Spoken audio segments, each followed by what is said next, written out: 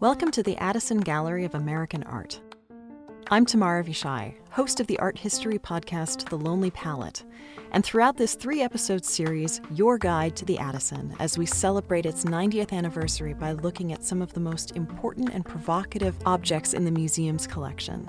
Join me on a thematic stroll through the galleries as we poke and probe both what these objects mean to art history and to each other. Today, exploring the figure.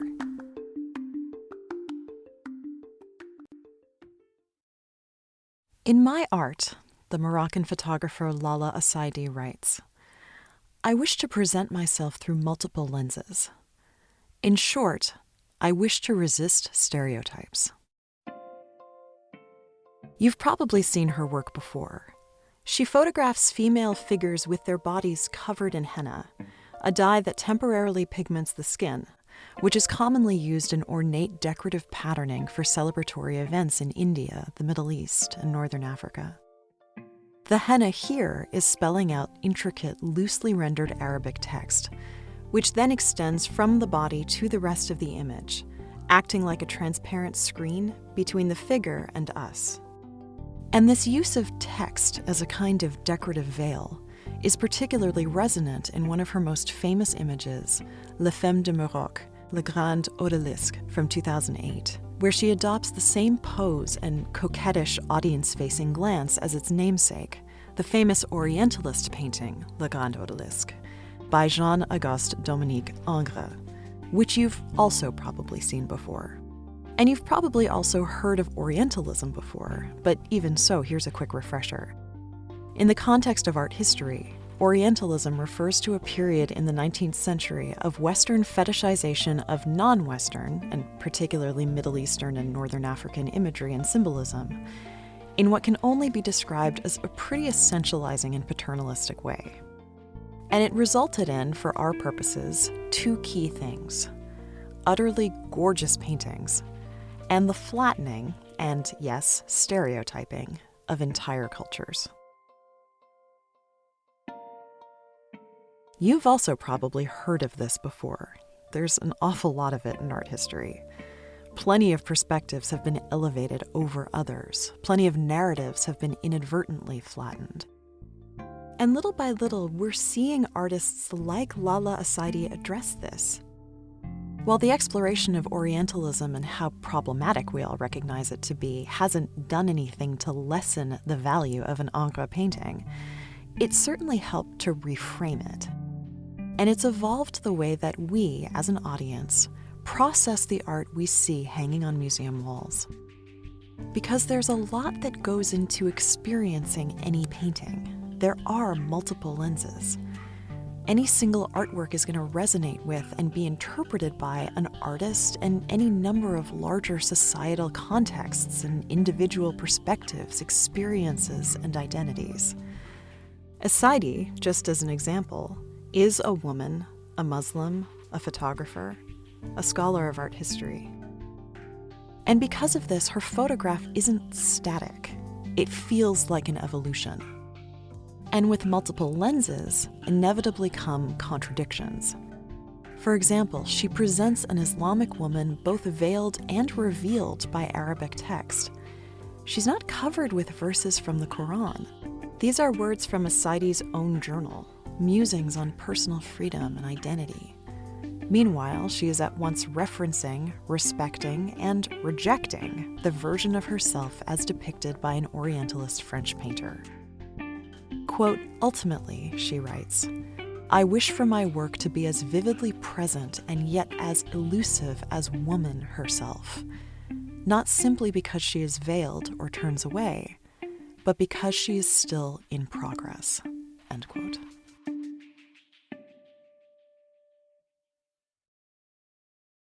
This is a lucid, important statement about the figure in art. Because it is so often in progress. Not because the art itself changes, but because we do. We, the audience. Ingres might stand still, locked in an ornate 19th century frame, but his figures are open to the responses of anyone who sees them. And sometimes, as we see with Essaydi, that interpretation can itself be turned into art. And perhaps this kind of response, this staying in progress, is how we can truly resist stereotypes. In this episode, we're going to look at the figure in photographs and the myriad ways that artists have used bodies, and often their own, to probe stereotypes and to present these multiple lenses.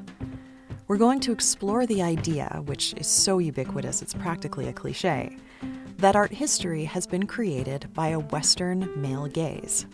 And we're going to explore what it means for the object of that gaze, and especially when that object takes the gaze back for themselves. I'm not gonna lie, we're gonna be looking at a lot of photographers, and mostly women. Laurie Simmons, Cindy Sherman, Lorna Simpson, Sally Mann, and Dawoud Bey.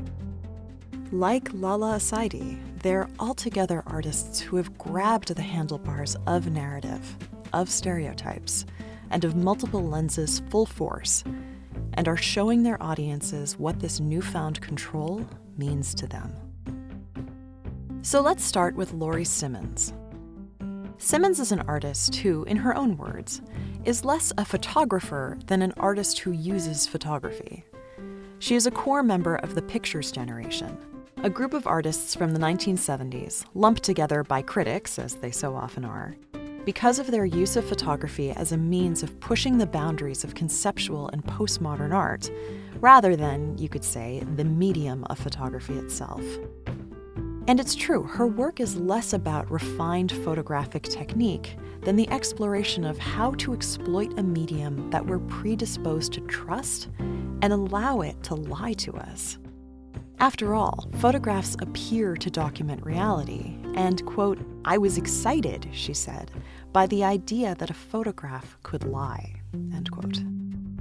And this photograph, Woman, Kitchen, Sitting on Sink from 1976, which is both early from and formative of her career, is a prime example of the power of intentional artifice, both in its technique and in its content.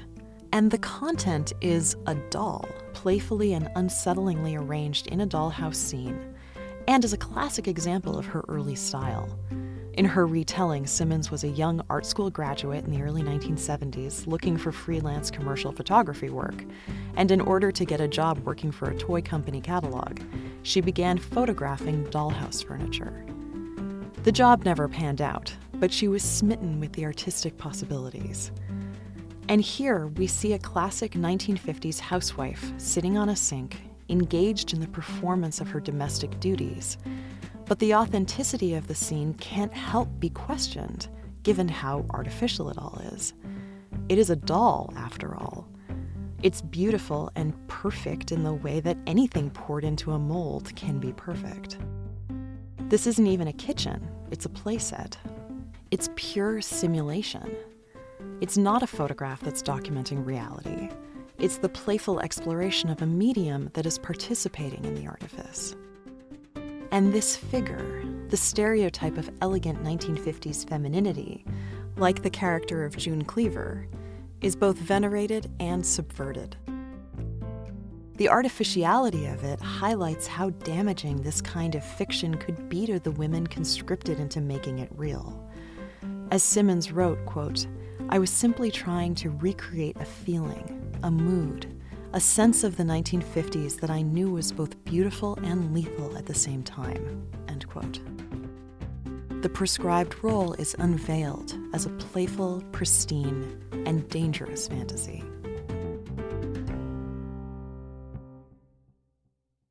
And this fantasy, or at least this fiction, is also seen in the work of Cindy Sherman. Sherman was a fellow member of the loosely gathered Pictures generation, and a good friend of Simmons, and is known almost exclusively for role-playing in her work. She is almost always her own subject, but the images are never self-portraits. Instead, she creates personas. She dresses up in various costumes, wigs, prosthetics, and disappears into these transformations so seamlessly that you'd be forgiven for not really being able to recall what Cindy Sherman actually looks like. Here, for example, we have the actress Daydreaming from her series Murder Mystery People, which began in 1976, a forerunner to her untitled film stills, which are credited for putting her on the map. It was a project that she created while still a college student, where she meticulously staged stock characters from classic Hollywood movies. Here, we see an actress in a 1940s bathing suit, vamping at the camera. But there is no movie. Her character exists as though on a trading card, with all the narrative implied but unrealized. And Sherman even holds in her hand the cable release cord to take the photo, again removing this character from her prescribed role and pushing her into our space. But for what purpose? What is the point of creating this actress, or a detective, or, in her untitled film stills, a character caught in a frame from a movie that never existed? In a way, it calls to mind the isolated comic book frames of Roy Lichtenstein. The idea that a pop culture frame in isolation, if properly chosen, can be representative of everything that comes before and after that frame, and that we, as the audience, can actually fill in all of that on our own. And it begs the question, particularly with Sherman's characters, about how we're going to do that. What narrative journeys have her women been on? Where are they going? And how have we been shaped by larger societal forces to consider ourselves empowered with the ability to tell their stories? Like with Simmons' dolls, there's a remarkable amount of truth about ourselves that can be gleaned from this fictional tableau. And this idea that we fill in sparsely provided stories ourselves brings us to Lorna Simpson. While Simmons and Sherman used photography as an avant-garde artistic medium, Simpson was actually trained as a documentary photographer and brings that gimlet eye to her own exploration of how conceptual the photographic medium can be. And this is reinforced by the way, like Lalla Essaydi, she embeds her images with text. And the images themselves are largely serene, elegant, non-confrontational images of Black figures. Unseen faces, cropped bodies, collarbones, necks, shoulders, delicately wrinkled white garments, like we see here in Screen 4 from 1986. The text, though simple and declarative, is also ambiguous. Quote, "She was no more exotic than the sparse room she posed in," end quote. And this ambiguity is intentional because it requires more from us. We're absorbed by these fragmented pieces of people and recognize how much of the narrative we unconsciously piece together. And this is how Simpson plays with multiple lenses, with narratives, and particularly with the stereotypes of Black women. We don't actually know this person's story. We're only experiencing her objectified fragments. And this taps into chilling historical precedent when we consider the way that Black bodies have been dehumanized, reduced to their parts, even auctioned off. But Simpson invites multiple readings as well. Again, like Essaydi, she embraces contradictions. The simplicity of her work can also lend itself to our appreciation of the beauty of the subject itself when removed from its context. The curve of a beautiful shoulder, the elegant geometry of a collarbone. We admire and we fetishize. We steer the narrative and, like with both Sherman and Simmons, become aware of this steering, the way we've allowed this narrative to be shaped, our role in it, and how perhaps an artist calling our attention to this is the only way to resist it. And so there's a tremendous power to this work's simplicity. It's amazing when you engage your viewer how much can be said with so little.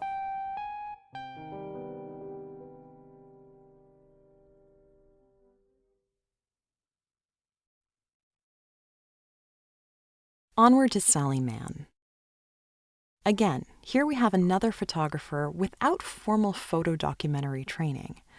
capturing female bodies who are themselves playing with roles, trying on stereotypes, and feeling how they fit.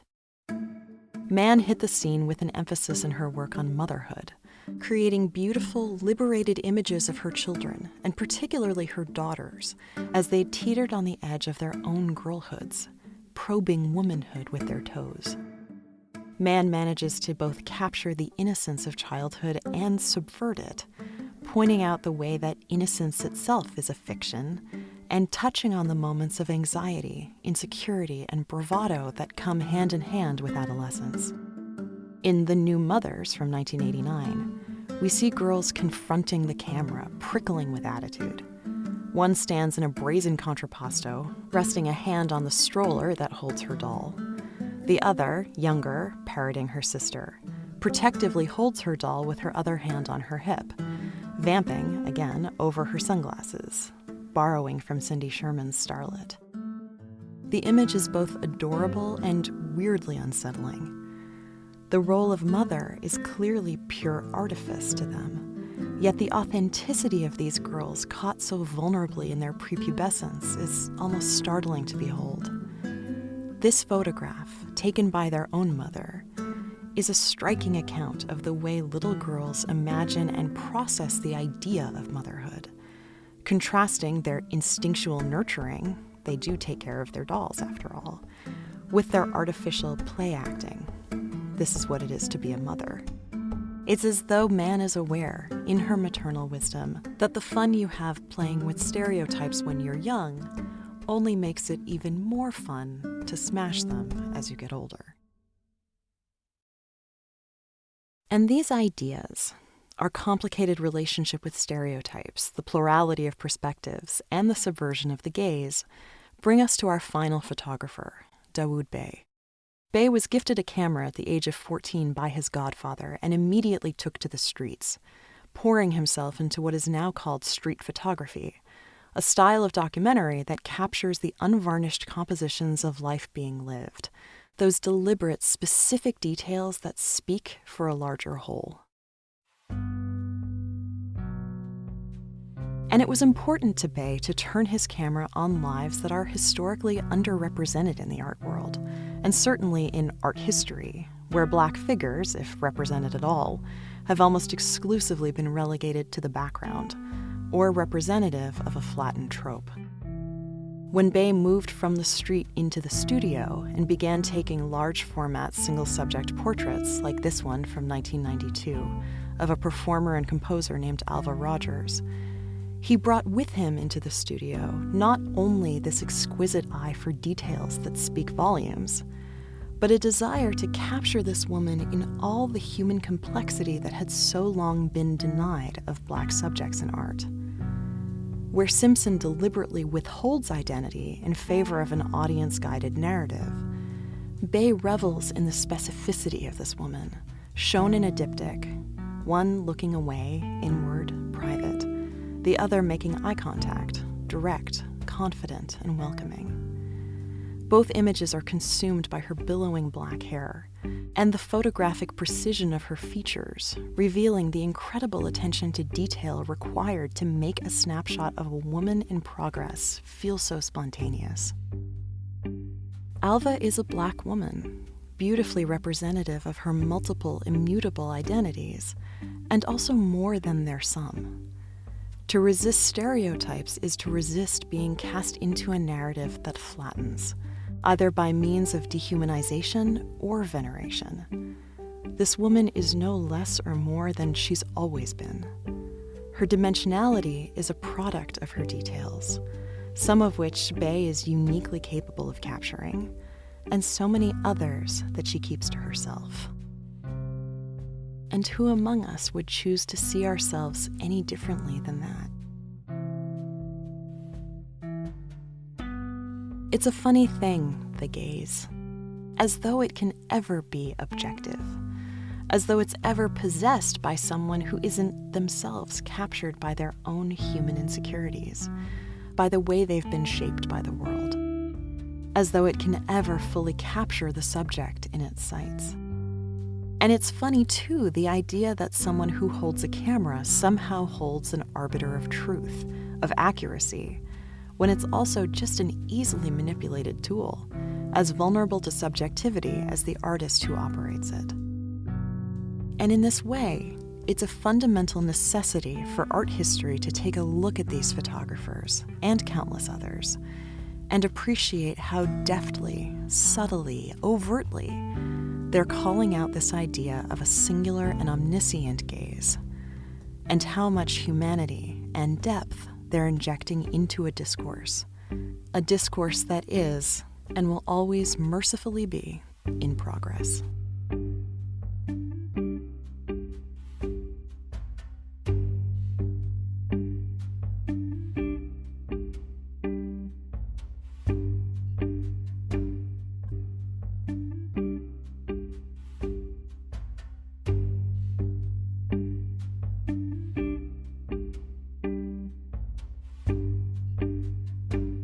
A great big thank you to the Addison staff, present and past.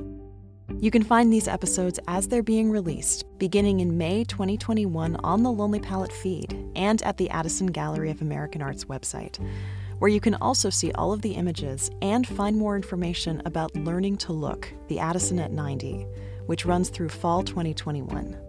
You can also listen to The Lonely Palette at www.thelonelypalette.com or wherever you get your podcasts.